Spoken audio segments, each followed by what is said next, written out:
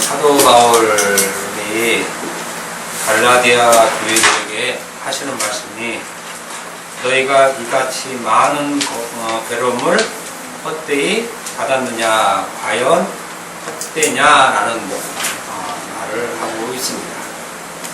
우리가 이런 말씀을 볼 때에 늘 그렇지만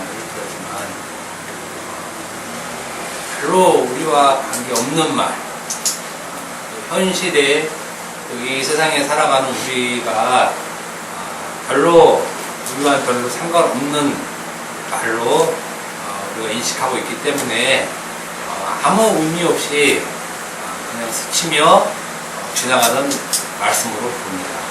저도 마찬가지고 여러분도 마찬가지일 것입니다. 그런데 성경을 자세히 묵상하다 보면 이 말씀이 우리의 현실이구나 하는 생각을 하게 됩니다. 그래서 말씀에는 살아있는 생명이 있구나라는 것을 생각하게 됩니다. 우리는 세상에 바빠서 사는데 바빠서 세상에 열심히 살고 때때로 하나님의 은혜를 간간히 느끼며 사는 삶으로 이 세상이 우리 육으로 살아가는 줄 알고 열심히 살지만 성경을 보면 우리가 또 그렇지 않은 걸 잘 알잖아요. 그래서 사실은 하나님 말씀을 우리가 늘 품 안에 넣고 살아야 된다는 것입니다. 오늘 말씀은 바울이 너같이 이같이 많은 괴로움을 받았는데 그 고난이 그 괴로움이 너희에게 헛된 것이었느냐 라는 말을 하고 있습니다. 그러면서 다시 한번 강조를 하죠. 과연 헛되냐 이렇게 과연 헛되냐 이건 이제 다시 한번 강조를 하는 것입니다. 그래서 스토리 약간 그러니까 이제 바울은 지금 이 말을 지금 강력하게 지금 하는 거죠. 헛되이 받았느냐? 과연 헛되냐?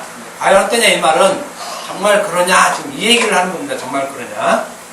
여기서 이제 그 바울이 얘기하는 괴로움이라는 이 말, 괴로움이라는 이 말이라는 단어는 성경에서 고난으로 많이 쓰고 있습니다. 고난. 괴로움이라는 말과 고난이라는 말은 이제 같은 말인데 주로 괴로움을 많이 쓰지 않고 고난이라는 말을 쓸 때 쓰기 때문에 제가 고난으로 바꿔서 쓰겠습니다. 오늘 본문에서 사도 바울은 갈라디아 교인들이 이같이 많은 고난을 받았다라는 전제를 가지고 얘기를 하고 있습니다. 우리는 알기로는 예수님이나 사도들이 복음 전하다가 많은 고난을 받았다는 사실을 잘 알고 있습니다. 그래서 보통 고난을 당할 때 보면은 복음을 전할 때 우리가 고난을 많이 받는 것으로 알고 있습니다. 성경에서는 주로 그럴 때 있던 고난들을 많이 받기 때문에 복음을 전할 때 고난을 받는다 이렇게 기술되어 있습니다. 갈라디아서 5장 11절에 보면은 형제들아 내가 지금까지 한 일을 전한다면 어찌하여 지금까지 박해를 받으리요 그리하였으면 십자가의 걸림돌이 제거되었으니 라고 얘기를 하고 있습니다. 바울 자신이 박해를 받은 이유 또 고난을 받은 이유를 복음을 전했기 때문에 라고 얘기를 합니다. 그러니까 할례를 전했다면 율법을 전했다면 고난 받은 일은 없습니다. 그러니까 말씀을 잘 지킨 사람은 사실은 고난 안 받아요. 왜 말씀을 잘 지키는데 고난 받습니까? 예수님 말씀대로 하면 고난 절대 안 받아요. 그러잖아요. 친구가 누가 와서 돈 좀 꽂으십시오. 꽂으잖아요, 이렇게. 네? 또, 뭐 오리를 가자면 신문이 가지고. 버섯하라고 속옷도 벗어주고. 다 이렇게 베푸는데, 베푼다고 누가 막 박해하고 핍박하고 어떻게 사람이 그렇게 살 수 있느냐. 막 이러진 않잖아요. 그러니까는 정말 말씀대로 살면 칭찬받죠. 무슨 고난을 받습니까? 사람들한테 존경을 받고 역시 기독교인들은 달라 하는 거 보면 우리가 욕먹는 거 보면 말씀대로 안 살아서 욕먹잖아요. 사실은 네? 그런데 하나님의 말씀을 잘 지키고 살면 칭찬을 받는데, 근데 바울은 그것이 아니라 복음을 전했기 때문에 핍박을 받았다고 얘기해요. 복음을 전했기 때문에. 그리고 우리는 이것을 고난을 받는다라고 얘기를 하고 있습니다. 즉 복음 때문에 그것으로 인한 직접적인 영향으로 겪게 되는 일을 고난이라고 하죠. 복음 때문에 받게 되는 복음으로 인한 직접적 영향, 그때 표현을 고난이라고 얘기를 하는 것입니다. 그래서 보통 복음을 전할 때 상대적으로 심한 위험을 받는 것을 보고 고난을 받는다 이렇게 얘기를 하고 있습니다. 그런데 우리가 무슨 주의를 누구에 의해서 못 지키게 한다든지 누가 자기를 또 술만 먹게 한다든지 여러 가지 어떤 이런 율법적 현상 때문에 그것으로 고난을 받는다 했을 때 그건 엄밀한 의미에서 사실은 고난 주기에는 들어가지 않습니다. 고난 주기에 들어가지 않습니다. 그거를 고난으로 얘기하는 건 조금 약합니다. 사실은. 물론 그 사람에게는 고난이 될 수 있을지 모르지만 약한 표현입니다. 그래서 우리는 예수님의 고난이나 사도들의 고난, 이런 고난으로 주로 많이 생각하는 것이 사실 정상적이고, 또 예수님이나 사도들이 받는 고난은 복음 때문에 당연히 받는 고난으로 우리가 알고 있습니다. 이렇게 본다면 갈라디아 교회들 고난을 받은 적이 없다라고 얘기할 수 있습니다. 갈라디아 교회들. 물론 제가 갈라디아 터키 북지방이라고 하는데 그 당시에 역사학적으로 이 사람들이 많은 고난을 받았는데 혹시 제가 모를 수 있습니다. 그런데 나름대로 자료를 찾아보니까 이 사람들은 실질적으로 바알과 같은 또 예수님과 같은 이러한 어떤 고난이나 핍박이나 괴로움 이런 것은 당하지 않은 것은 사실 분명해 보입니다. 그래서 혹자는 얘기하기를 갈라디아 교인들이 고난을 받은 오늘 본문을 통해서 이같이 많은 괴로움을 받았다고 얘기하는 그 괴로움을 준 대상을 유대 율법주의자라고 얘기를 하고 있습니다. 율법주의자들에게 많은 고난을 받았다 이렇게 얘기하고 있는데, 제가 볼 때는 그것은 전혀 아닌 것 같아요. 그것은 고난을 받으면 저항을 하잖아요. 사실은 이렇게 막 핍박하고 압제하는데 이렇게 넘어가기는 사실 쉽지 않거든요. 그렇다고 넘어가는 것도 올바른 것 같지도 않고. 그렇지만 갈라디아 교인들을 보면은 오히려 자기들이 좋아서 그 율법, 또 유대 율법주의자들이 얘기하는 그 말이 좋아서 자기들이 스스로 속히 떠나갔다고 하잖아요. 바울 갈라디아 1장 6절 보면 이같이 속히 떠나라는 말을 바울이 하거든요. 그거는 급하게, 속히라는 급하게. 그건 굉장히 좋았다는 얘기예요. 그 사람들이 와서 하는 얘기가 자기 입에 딱딱 맞고, 그래, 이거야, 이거. 그러니까 그냥 생각할 겨를도 없이 그냥 확 이렇게 갔단 말입니다. 그러니까 바울이 생각하기에, 야, 너희들이 이렇게 속히 떠나 달고 하는 것을 내가 정말 이상하게 생각한다. 납득이 안 간다는 얘기죠. 또 놀랍다는 얘기, 이렇게 빨리 떠나는 걸 보면. 그러면 핍박받은 거는 아니란 얘기고, 오히려 자기들이 더 좋아서 갔다는 얘기입니다. 그래서 갈라디아서 전체를 통해서 보면 갈라디아 교회들이 그들에게 유대 율법주의자들하고 다른 사람들에게 고난을 당한 이유와 현상에 대해서는 기록해 놓지 않아요. 단지 바울이 자기가 핍박을 했다든지 혹은 핍박을 받고 고난을 받았다는 내용이 있지만은 갈라디아 교회들이 어떠한 이유로 누구에게서 고난이나 괴로움이나 핍박을 받았다는 말은 없습니다. 그럼에도 불구하고 사도 바울은 갈라디아 교회들에게 너희들이 이같이 많은 고난을 받았다라고 얘기를 하고, 단지 그것을 헛되이 받았느냐라고 얘기를 하는 것입니다. 그러니까 고난을 받았다, 특히 이같이 많은 고난을 받았다는 것을 전제로 얘기를 하고 있죠. 전제로. 그리고 그렇게 많은 고난을 받은 것이 과연 헛되이 받았느냐? 정말 그러냐? 정말 그러냐? 하고 간결점을 또 말하고 있습니다. 분명한 것은 사도 바울이 갈라디아 교회들이 많은 고난을 받았다고 사도 바울은 보고 있는 것입니다. 사도 바울이 보고 있는 것. 근데 사도 바울이 지금 편지를 쓰는데 에베소에서 갈라디아 교회들이 많은 고난을 받고 있구나라는 시각을 가지고 편지를 실질적으로 썼다는 것입니다.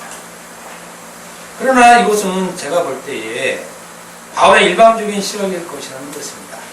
나쁜 의미의 일방적인 시각이 아니라 바울을 볼 때는 저들이 고난을 받고 있는 걸로 본 것입니다.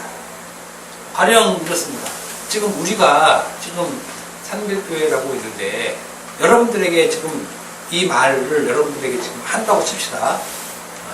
너희가 과연 이 같은 많은 고난을 헛되이 받았느냐라고 정말 그러냐라고 지금 우리 교회에게 지금 이 말을 지금 바울 선생님이 한다면 여러분들 생각은 어떠냐? 여러분들 생각은 그죠?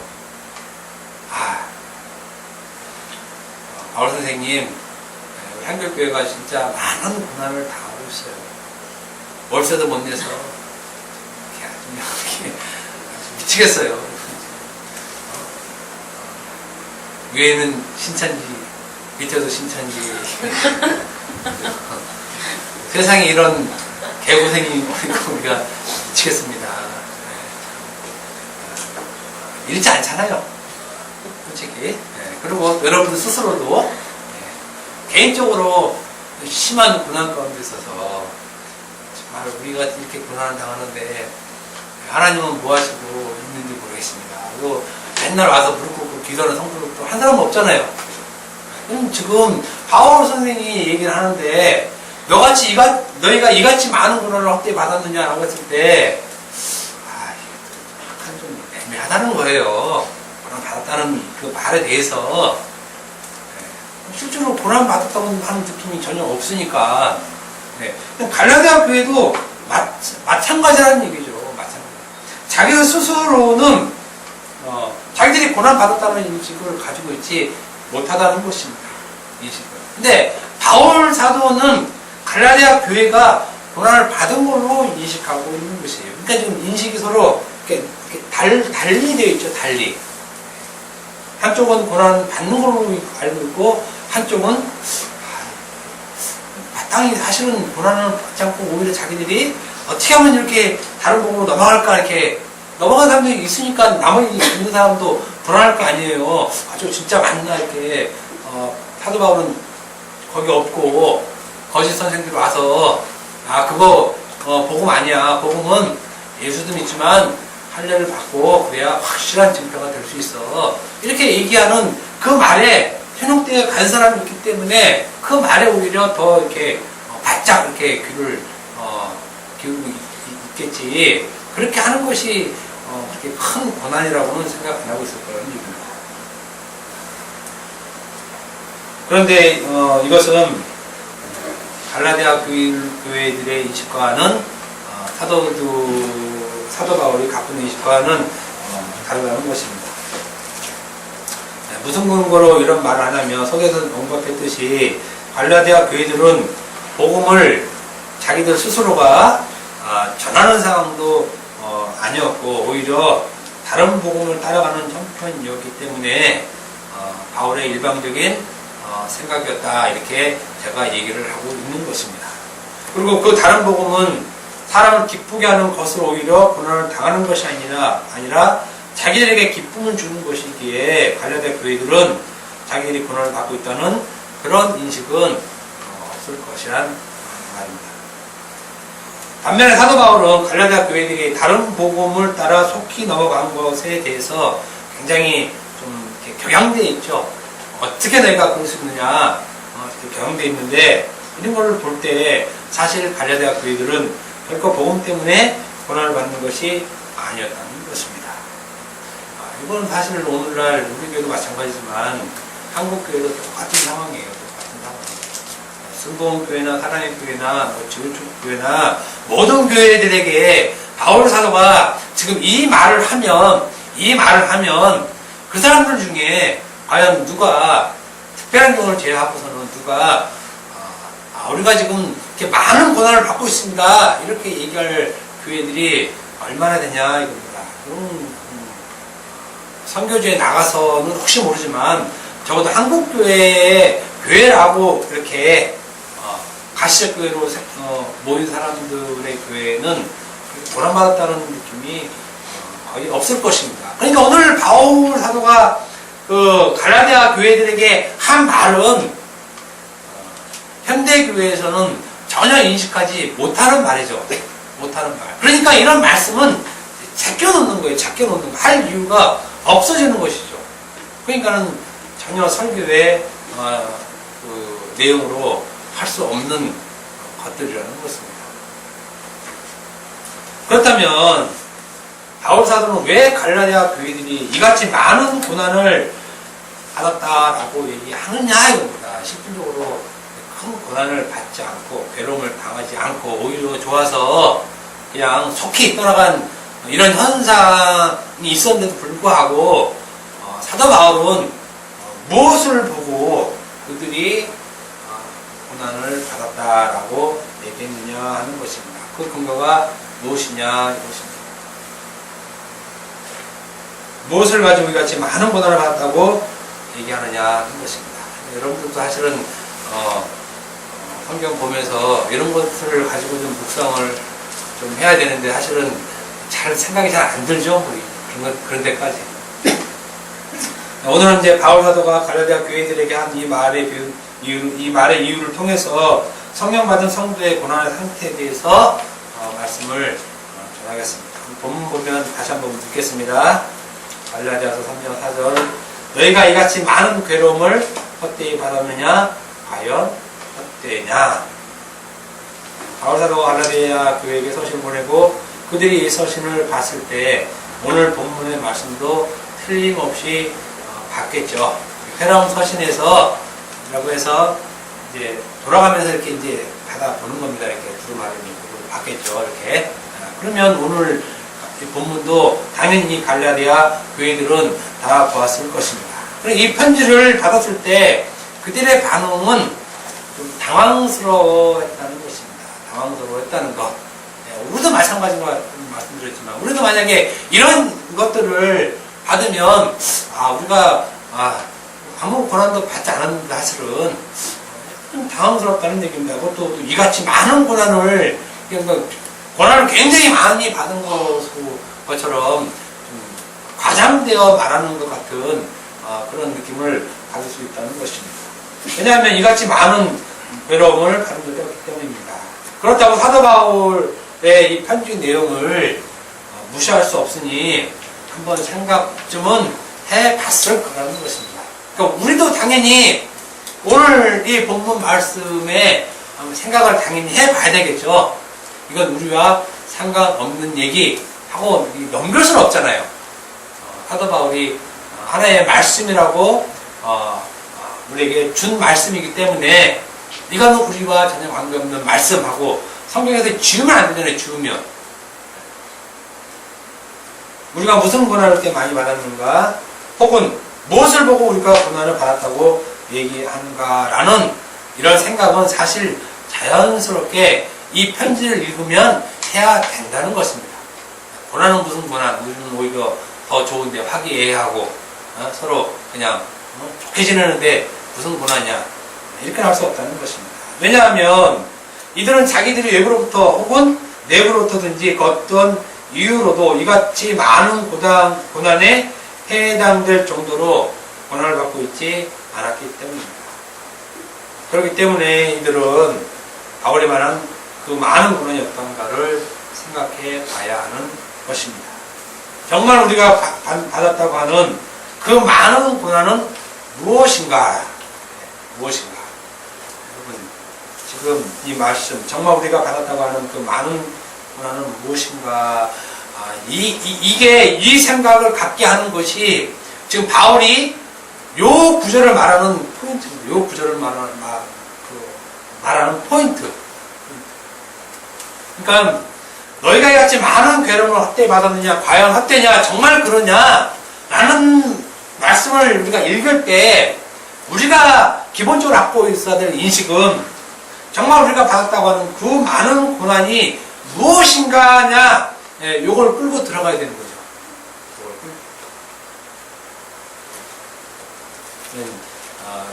요 생각을 드러내기 위해서, 기본적으로 요 생각을 드러내기 위해서 이 말씀을 한 것이라는 것입니다. 이 말씀을. 왜냐하면 그들에게 자기들이 인식할 수 있는 고난이 없었기 때문에 그렇습니다.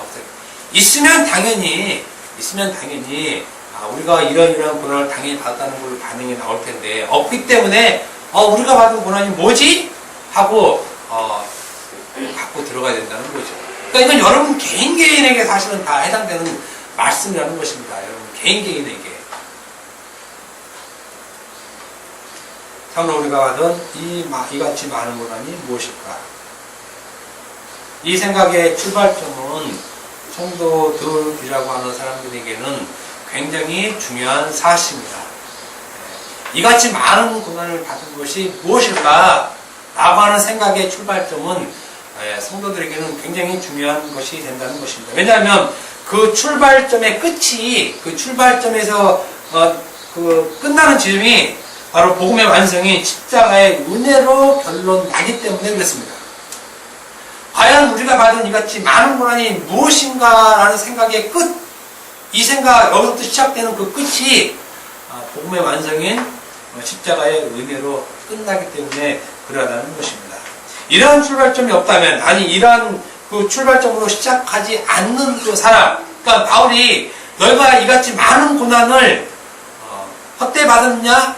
라고 했을 때 우리가 받은 고난이 무엇이지? 라는 생각 자체가 없어버리면 그 사람은 성령으로 시작했다가 육체로 마치는 사람이라는 것이에요.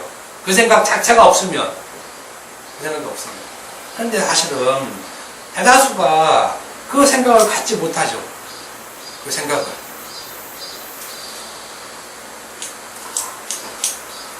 육체로 마치지 않는 사람은 성령 받은 사람이죠. 육체로 마치지 않는 성령 받은 사람은 반드시 이같이 많은 고난이 무엇인지 바울의 말에 반응을 해야 하는 것입니다. 당연히. 그래서 그 반응의 그 도착점, 그 결론점이 무엇이냐면, 우리가 받은 이같이 많은 고난이 무엇일까라는 출발점에서의 도착점이 무엇이냐면, 우리들은 외부와 내부의 어떠한 것과 상관없이 이같이 많은 고난의 상태에 놓여 있구나를 알게 하는 것입니다.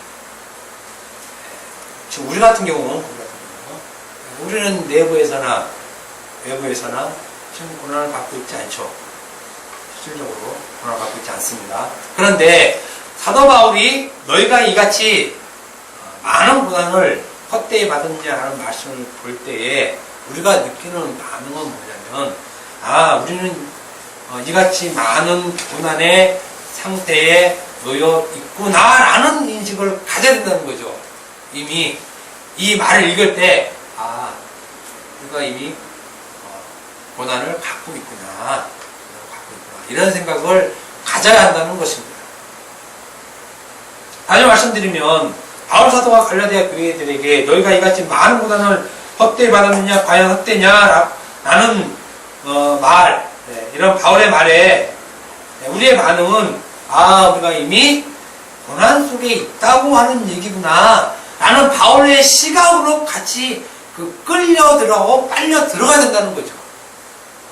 우리가 바울의 시각에 우리 상태가 지금 고난에 있구나.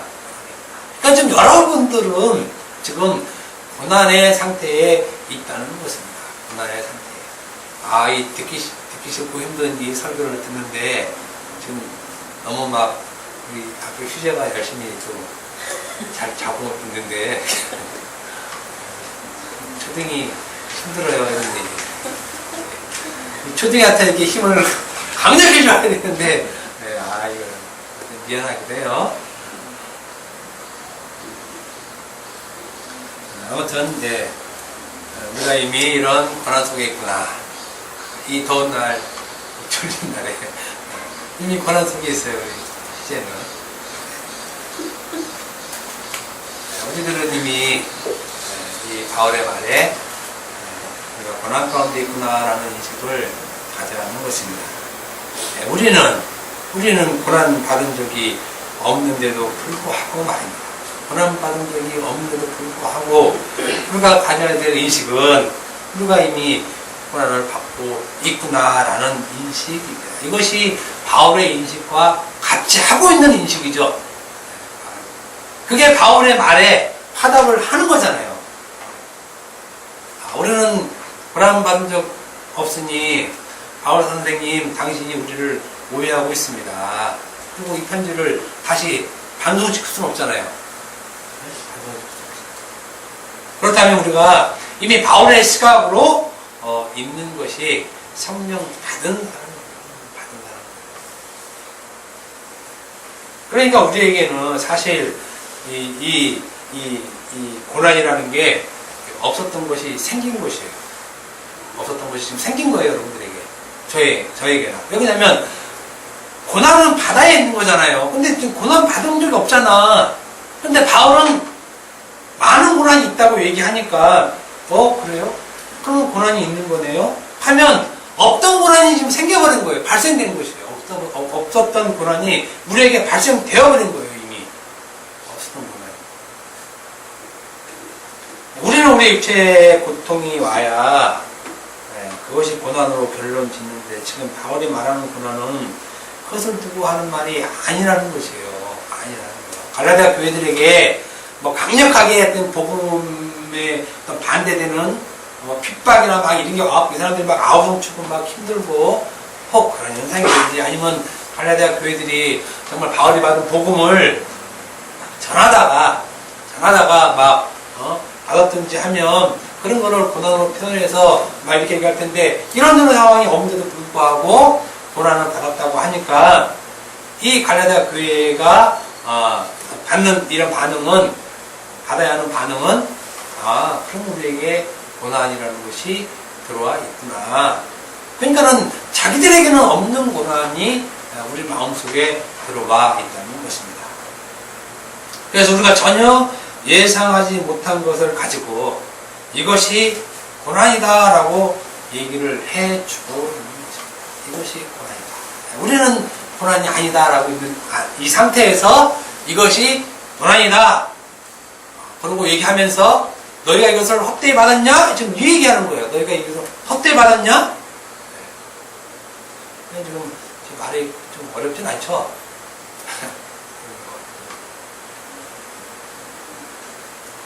그래서 고난에 대한 사고 자체를 바꿔버리는 것입니다. 고난에 대한 사고 자체를. 없던 고난을 이것이 고난이라고 얘기를 해버리는 것이죠. 받는 사람도 이것이 고난이구나. 아니면 내가 지금 고난 가운데 있구나. 이런 것입니다. 그렇다면 사도 바울이 갈라디아 교회에게 말했던 이같이 많은 고난은 무엇을 말하고 있는지 그리고 갈라디아 교회는 무엇을 이같이 많은 고난으로 알고 있어야 했는지 보겠습니다. 먼저 사도행전 9장 16절을 봅시다. 사도행전 9장 16절.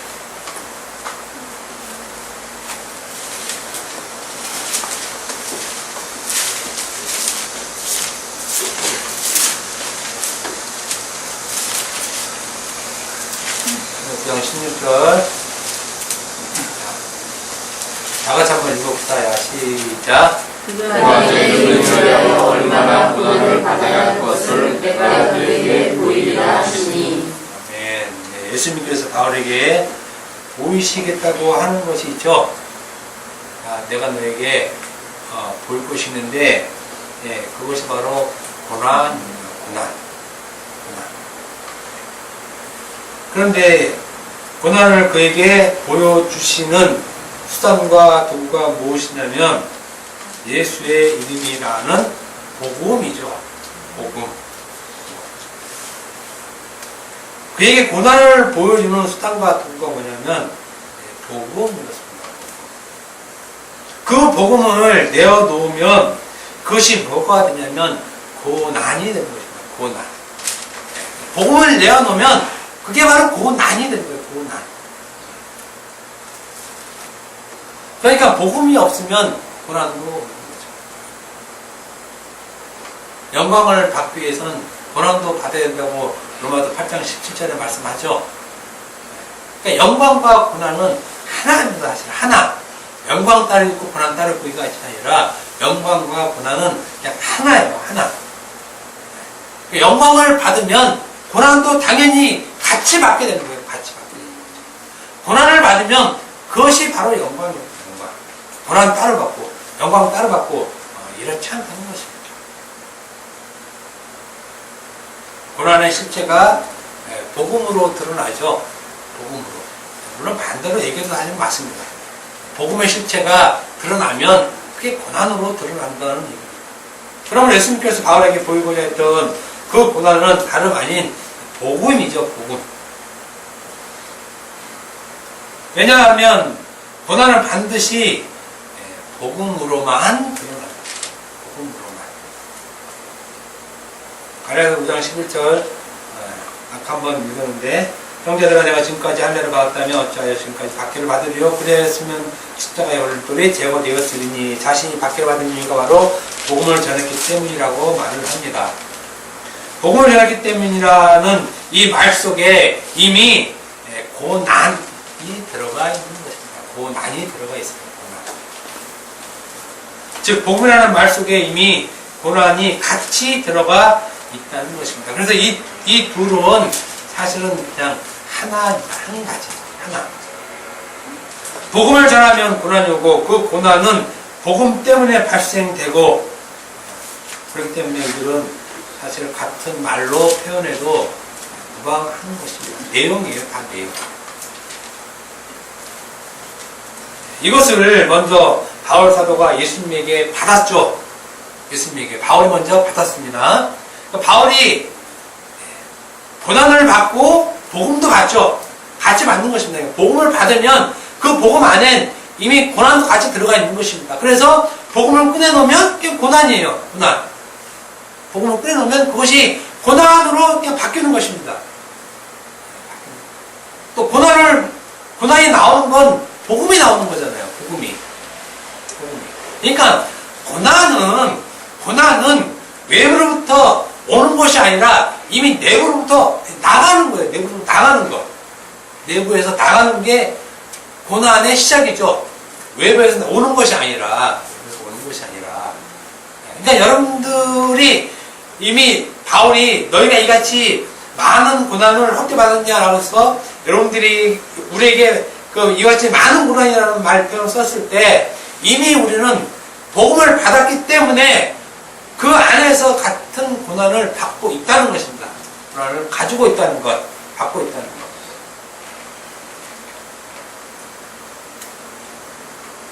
사도 바울은 이미 이 자체가 그냥 그 고난이었던 것입니다. 복음을 받은 자체가. 복음을 받았으니까 고난을 받았다는 말보다 복음을 받은 자체로 고난을 내어놓을 수밖에 없는 그 상태가 지금 바울이죠. 이 고난이 복음으로 말미암아 밖으로 드러나는 것입니다. 고난이 밖으로 복음을 통해서 드러나죠. 이렇게 예수님에게서 받은 복음을 바울 사도가 갈라디아 교회에게 전하죠. 그래서 내가 전한 복음을 전한다고 하잖아요. 내가 전한 복음. 그래서 갈라디아 1장 11절에 내가 전한 복음은 하고 말하는데 그가 전한 그 복음 속에 무엇이 있냐면 바로 고난, 즉 이같이 많은 괴로움을 말하는 고난이 있다는 것입니다. 그러니까 바울이 전한 그 복음, 그것을 고난이라고 얘기를 하고 있다는 것입니다. 바울이 전한 그 복음 속에 나는 말입니다. 사도 바울에게서 이 복음을 받은 갈라디아 교회는 이미 고난이 그 속에 내재되어 있었던 것입니다. 다시 말씀드리면 내가 전한 복음을 받은 그 자체, 사도 바울이 전한 그 복음을 받은 그 자체가 이미 이같이 많은 고난을 받은 것이 되는 것입니다. 이것이 바로 이같이 많은 고난이라는 사실을 갈라디아 교회가 알고 있으라는 말입니다. 그러니까 이같이 많은 고난이라는 그 말을 내가 전한 복음, 이 말을 넣으면 된다는 거죠. 그래서 내가 전한 복음을 헛되이 받았느냐? 과연 그러냐? 이렇게 읽어야 된다는 말입니다. 이것이. 고난을 어렵고 힘든 상태로 알고 있는데 그것은 단지 현상에 불과합니다. 단지 현상에 불과합니다. 우리도 마찬가지로 바울이 전한 그 복음을 받은 자체가 이미 우리 가운데 고난으로 와 있는 상태로 우리는 알고 있어야 된다는 것입니다. 그래야 예수님께서 십자가를 박히신 것이 늘 우리 눈앞에 분명히 볼 수 있는 것입니다. 우리 안에가 이미 고난이 들어와 있다는 것을 아는 것 자체로 항상 예수님의 그 십자가를 박히신 것이 우리 눈앞에 명백하게 늘 볼 수 있다는 말입니다. 우리는 이 고난에서 감히 벗어나려고 하지 못하고 그럴 수도 없다는 것을 그래서 성령 받은 백성들은 잘 알 수 있다는 것입니다. 그래서 너희가 이같이 많은 괴로움을 헛되이 받았느냐? 과연 헛되냐라는 사도 바울의 말에 결코 그 복음을 헛되이 받지 않았다고 말할 수 있는 것이 성령을 아는 것입니다.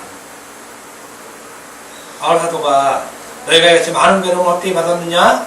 과연 헛되냐라는 이렇게 얘기하는데도 불구하고 우리는 고난을 받은 적이 없는데요? 라고 얘기하면 그 사람에게는 이미 십자가는 없어진 것이라는 것이에요. 과연 헛되냐라는 사도 바울의 그 외침에 결코 그럴 수 없다는 말을 할 수 있다는 것입니다. 왜냐하면 바울이 전한 그 복음은 결코 헛된 것이 아니고 헛되이 전하지도 않았기 때문에 그렇다는 것입니다. 여기서 헛되이라는 이 말은 쓸데없는, 열매 없는, 값 없는, 내용이 없는 이런 의미입니다. 그러니까 지금 이 말은 보면 다 십자가에 연결되어 있는 말인데 십자가에. 예수님께서 십자가에 쓸데없이 죽었습니까? 그거 아니잖아요. 예수님께서 십자가 돌아가실 때 열매 없게 돌아가신 거 아니잖아요. 예수님 십자가에 돌아가셨을 때 내용이 없이 돌아가시지 않았잖아요. 그렇잖아요. 우리는 결코 바울이 전한 그 복음을 아무 의미 없고 열매도 없고 내용이 없는 것으로 받지 않았다는 것이에요. 여러분들이 받은 복음은 내용이 없는 그냥 형태만 있는 율법이 아니라는 얘기죠. 바울이 전한 복음은 반드시 예수 그리스도라는 분명한 열매와 내용이 있는 그 복음을 고난으로 전했다는 것입니다. 그러니까 여러분 속에는 고난이 있는데 그 고난 속에 있는 그 내용이 예수 그리스도 이 내용이 들어가 있는 거잖아요. 여러분들에게. 근데 이 자체가 고난이라는 것입니다. 이것이 힘들다고 결코 우리는 다른 복음으로 갈 수 있는 힘이 우리에게 없다는 것입니다. 아, 예수 그리스도가 우리 안에 고난을 있는 거 나 힘들어. 이거 있으니까 내가 세상에 어떤 긍정적인 힘을 가지고 사는 것도 불가능하고 적극적인 사고방식을 가지고 사는 것도 불가능한데 그러면 내 삶이 너무 세상 보기에 찌글찌글해. 나 이거 싫어. 이렇게 해서 다른 복음으로 갈 수 없다는 것이요. 그건 우리 힘으로 안 된다는 것이요. 우리 힘으로. 만약 그럼에도 불구하고 다른 복음으로 간 자가 있다면 그 자는 분명히 처음부터 육체로 시작했다가 육체로 마친 자였습니다. 그 어떤 사람들이 우리에게 와서 복음을 결혼하고 꿰어도 절대로 그곳으로 갈 수 없는 것이 성령 받은 자예요. 성령 받은 자. 우리는 안 가고 싶습니까? 가고 싶죠. 저도 사실은 가고 싶어요.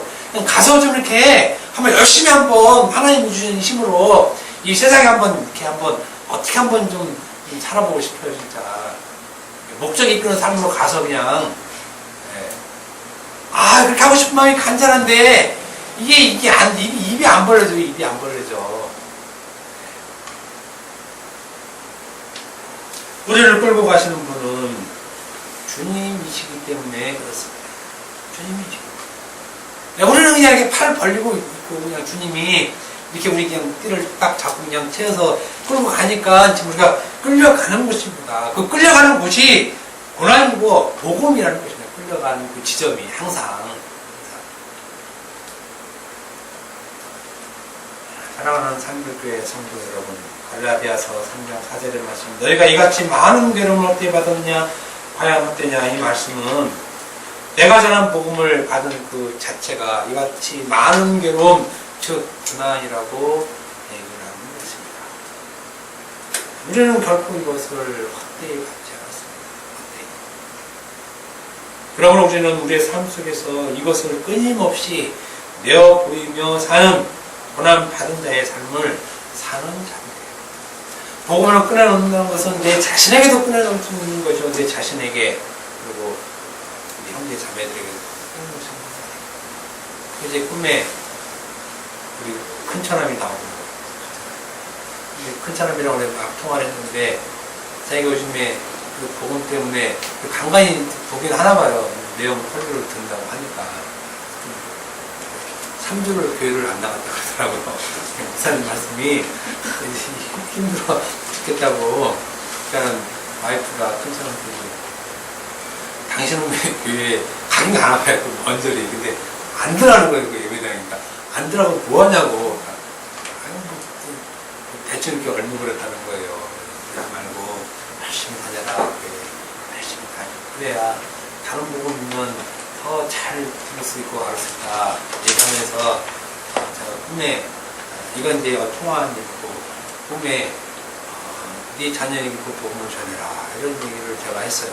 근데 그렇게 얘기하면 제가 꿈속에서 눈물이 나더라고, 눈물이. 우리 자식들에게 눈물 안 나오는데, 자식들 어떻게 될지 모르겠어요, 이 왼수들은. 감당이 안 돼요, 감당이 안 돼요. 이게 한 100대 때려서 나을 것 같으면 100대 딱 때리겠어요. 근데, 참 마음이, 그렇게 아프더라고요. 너무, 복음을 못 받아들이는지 아니면 주의 은혜가 아직 미치지 못해서 그러는지 안타까운데, 아무튼 우리는 그래도 우리 교회는 특이하게 이 엄마 아빠들은 나름대로 복음을 가지고 있는데 이 자식새끼들은 이거 호로새끼라고 얘기하면 좀 그렇고 이건 진짜 감당이 안 돼요. 시간이 있어서 제가 여기 가슴 아픈 얘기인데 제가 가끔 들어가서 보는 사이 때 목사님도 나름대로 이제 김성수 목사 개통 쪽으로 해서 복음을 아시는 모양이에요. 그런데 이제 최근 글에 자기 아들이 보니까 20 좀 넘은 것 같아요. 우리가 20 많아 돼봐야 청년인데 그 산상수훈을 원어 풀려면서 이렇게 하면서 막 하나님을 이렇게 쫙 적었더라고요. 잘 숨네. 그러고 보니까 그 바로 밑에 제 위에 게 있으니까 그 밑에 이제 클릭해서 보니까 하는 말이 우리 아들이 오늘 세상을 떠났습니다. 그래서 자기가 화장터에 가서 다 화장을 하고 그리고 이제 왔습니다. 그러면서 이제 그 사진을 쭉 보이더라고요. 이렇게 사진 있고 장례식 있고 화장하는 거 쭉 이렇게 그 사진에는 그 청년이 환하게 웃더라고요. 그래서 좀 잡힐 수 있는 것 같아요. 사랑해요 모두들 하고 잡힐을 그만큼 쳐놨더라고요. 그렇게 환하게 웃고 있고 이거 들고 있는 사람은 굉장히 힘들죠, 얼굴이. 그러니까 이렇게 사진 속에 있는 얼굴은 환한데 들고 있는 사람은 얼굴이 굉장히 안 좋죠. 그러니까 맨 처음에는 제가 잘 썼네 하면서 이렇게 보다가 보니까 굉장히 마음이 수근해지더라고요. 근데 이제 그 목사님이 그 신병을 쭉 써놨어요. 쭉 써놨는데 육신으로 만났지만 복음으로 교제하고 그래서 하나님이 때에 불러가셨다. 그래도 나름대로 이 땅에서 복음으로 알고 지낸 것에 대해서 감사하고 그런데 담담하게 이렇게 써놨더라고요. 이렇게 그래서 참 훌륭하시더라고요. 이렇게 자식이 죽었는데도 불구하고 아픈 마음을 근데 보니까 그래도 나름대로 자식이 그렇게 복음을 얼마나 알고 그런지 모르지만 분명한 건 그게 복음으로 교제했다는 어떤 그런 것들 통해서 이 땅에 정말 부모 자식 간에 이것이 이루어지는 것이 정말로 이 땅에서 정말 아름다운 과정이 아닐까 이 생각을 하면서 우리 집을 보니까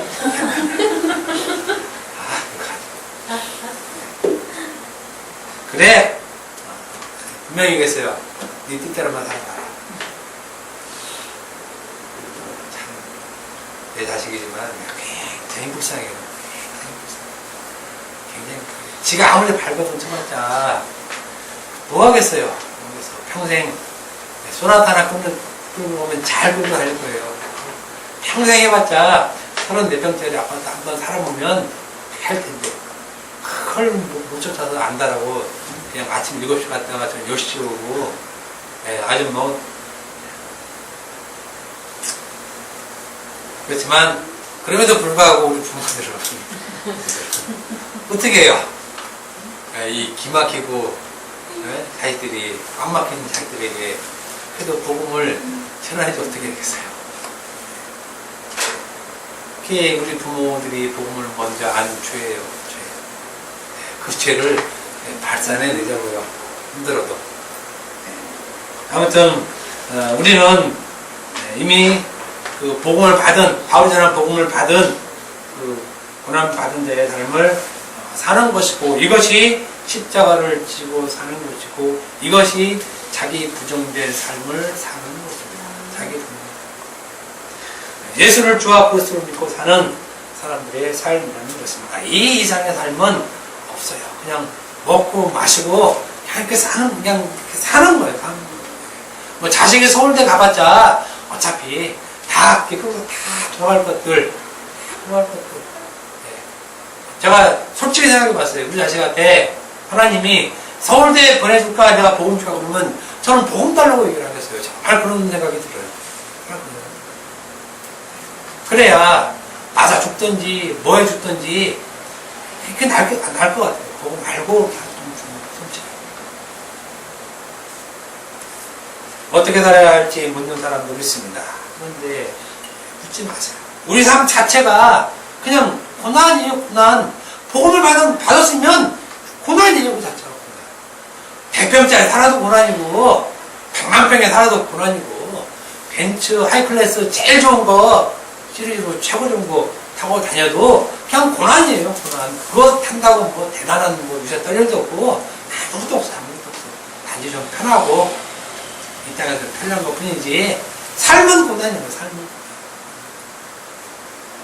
그 고난의 삶을 내어놓으며 사는 것이 성도이고 이것이 그리스도의 은혜로 알고 사는 자가 바로 예수님의 것으로 부르심을 입은 자 우리라는 말씀입니다.